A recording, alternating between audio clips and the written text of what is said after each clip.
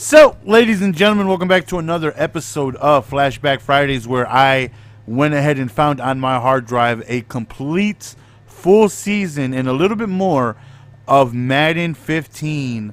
I don't know how this was on my computer. Honest to God, I don't know. This is like finding just a treasure chest gold mine of old archive gameplay.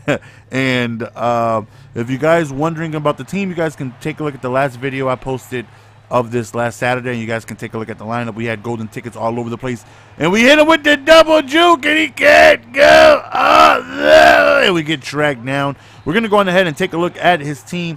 As always, man, you want to try to do it as much as possible so you can take a look at what type of mismatches you can try and identify, as well as who you need to be careful of on their team. So you can see he has a bunch of 99s all over the place, you know, and that was fun back then. Just everybody just roided up. You know, there's so many 99s, so there's a lot of them that were extremely valuable, you know, easy to obtain. And you can see he just has a squad. Very first play, we hit golden ticket Bo Jackson, a nice little spin move, and we end up getting in the end zone on just one play. And then he blocks my PAT. I mean, that wasn't nice. That was before blocking PAT was an actual mechanic that you can put in the game how we have now. He just flew around, didn't even dive. He just kicked the damn ball like he's a soccer player. Rolls out right here, and again, the speed is not fast forward. It is not elevated to show, you know, they're just really fast. As he goes on that and he tests golden ticket Brandon Browner, and he shuts that down, just completely being a monster. And face catching was a huge thing in this Madden, and you will remember that golden ticket Browner was supposed to be like somebody to help, you know, along the lines of preventing that, because, you know, he was so tall. You know, he was one of the tallest corners in the league, and his card was actually really good. A ton of hit power, great speed, acceleration, everything it is that you would like from your corner. And I remember him being one of my favorite defensive cards. Right there, nice little curl route, which was a huge thing back in that game in Madden 15. Curls, precision fades, makeshift screens, just a lot of things that we dealt with back then. Winning then was not easy because you have to deal with so much. Right there we said a little bit of heat, a little bit of right side with the Marcus Ware. Right here standing in the pocket with GT Vic, and look at the phase with the face catching. Oh my God, I was a cheesy bastard, man. You see me just YOLO chucking it up, clicking on, veering inside, going for the face catch. Calvin did get his hand on it, but unfortunately we dropped it right there. We go for the screen and we're unsuccessful. So we're just going to go on ahead and take our three. And kickers, I mean, everybody had juice stats, man. So we're just booting the ball very far. Again, there was just so much we had to deal with on both sides of the ball. You know, you had your A gaps and B gaps that literally just came straight through the line. There's no nano detection. That play right there, that little swoop around curl was so difficult to defend, man. And I know, because I ran it myself. I was a cheesy bastard, man. I did the face catching, the swoop, smoke screens. I did it all, man. The A gaps, B gaps, you know. Back then I was really running a lot of stuff that T-Raw would find and hook me up with. Of course, you guys know I didn't know how to find blitzes myself then. Now I know, I have an idea, but then I had no idea. I was just running anything T-Raw gave me. And yeah, so there was no nano detection. You know, we had to deal with A gaps coming straight through, B gaps. You had to recognize the blitz. You had to protect the correct way.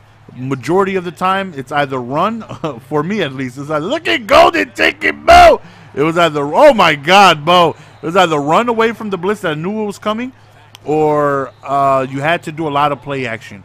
A lot of play action blocking. For whatever reason, picked up a ton of A gaps and B gaps, so you didn't really have to worry about it. But you see me, I just dink and dunk.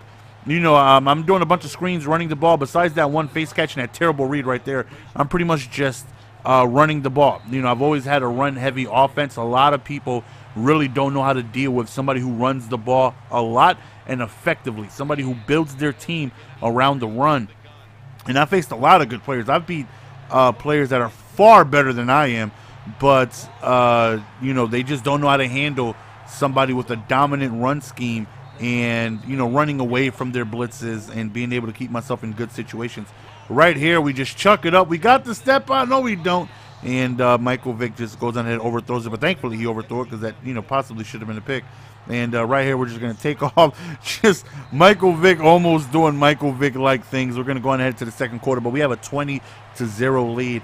And again, then, my goodness, man, for those of you who joined Ultimate Team after, or just Madden in general after this year, you guys missed a whole lot. You guys have no idea of what we had to deal with winning games then, because there was just so much. Right here, you see he does a good job picking up the blitz, just chucks it up, and no face catch right there. You know, he just, you know, clicks on and goes for the catch and comes down with it. Rolls out right here, but he rolls right into a sack as Bruce Smith ends up coming away with the big sack. Chucks up, and right there you see the little mini swerve right there. He kind of veered my guy away, but thankfully, mama, there go that man again. Brandon Browner again with the yick. But unfortunately, we get hit in the backfield for a safety. And look at this London Stadium I had too. I had the London Stadium. I had the Elites military uniforms. Just so clean. I love this stadium too. I loved this London Stadium. That big Jumbotron right in the middle. Look at that screamer right there, but he does shed the sack right there. And again, just the speed. The sheer speed of everybody you're looking at just looks crazy, right? Everybody looks so fast, man. Look at that B gap. Just, again, we missing the damn sacks, man, but absolutely humming. And this is what we had to deal with. We had to deal with guys that were 97 speed. Like, this is an exaggeration. You know, linebackers with literal 94 speed hitting B gaps. And it was crazy, man. 95, 96 speed. 2nd and 7 again with the run right here. Nice little double juke on the inside. And Bo Jackson just having guys bounce off of him. A little bit of read option right here with Michael Vick. And double juke to the inside. Double juke was so cheese, man. My goodness, though, I missed the double juke. And right here, our opponent is going to go on ahead and call it quits. And he does just that. So we're just going to hop right in to the next game. And I'm actually going to post another game from Madden 15 a little later on today. So hopefully I'm not doing this a little too excessively. But it's just fun, man, to just look back at the players that we had then, the speed, how the game was just so different a few years ago. Everything looks different, right? The interface. I was actually able to have the team name Lizard Squad. Now, if you type in Lizard Squad, it's considered profanity, and I'm unable to use it for whatever reason. And you had to press pause to look at the gamer tag. It wasn't up on the top right, how it is now for you guys. And right here, he decides to take off a little spin cycle right there with LaShawn McCoy. And just look at that edge heat just going really fast with, I'm sure, a 99 speed Ronnie Lott, which will happen eventually at some point in Ultimate Team. But that, you know, for Madden 18 and how was Madden 17, we didn't get those guys until like 2 games before, you know, 2 weeks before Madden 18 came out. You know, they really put a limit on these super juiced players. Let me know, what do you guys think, man? Should you guys like the slow releasement of is that a word? The slow release of players, of juice players, how it was last year, or you guys like it back then where we had so many different 99s, so many different options, so many 99 overall receivers, and there was 100 different options all over the field, you know, and you can just pick and choose who it is you want at what position. Everybody was extremely fast, and it was nuts, and it was crazy. Bo Jackson just really showing me how great and dominant he was then. My Lord, is this Bo Jackson absolutely putting in work, getting the manual broken tackle. That's what I like, man. You could double juke or spin with anybody in the game, but guys who just completely bounce off of guys where you don't do anything is just not easy to find. And Bo Jackson was just a running back that just completely dominated. And Brandon Browner again with another huge, you see, he was just tough to pass on. With that height and him having roided speed, acceleration, agility. Oh, they go to face catch. They go to face catch with big 6 foot, what is he, 6'6", 6'7", Jimmy Graham. That right there was extremely difficult to stop. And if you faced a good player, that was always part of their scheme. Everybody knew how to face catch. And, oh, look at that A-gap right there.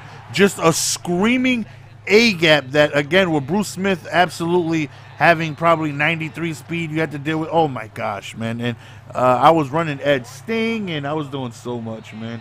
So the good old days, man. The good old days where it was who's going to out-cheese who the most with 99 speed players. So right here we just get a block shed. He goes on in, he just flat out dropped the pass right there 4th and 6, we send another screamer, and we end up getting another sack, and he's going to go on ahead and bow out. So that's the end of the video, man. Hopefully you guys enjoy. It's your boy GS. We're going to go on ahead and be signing out. Peace!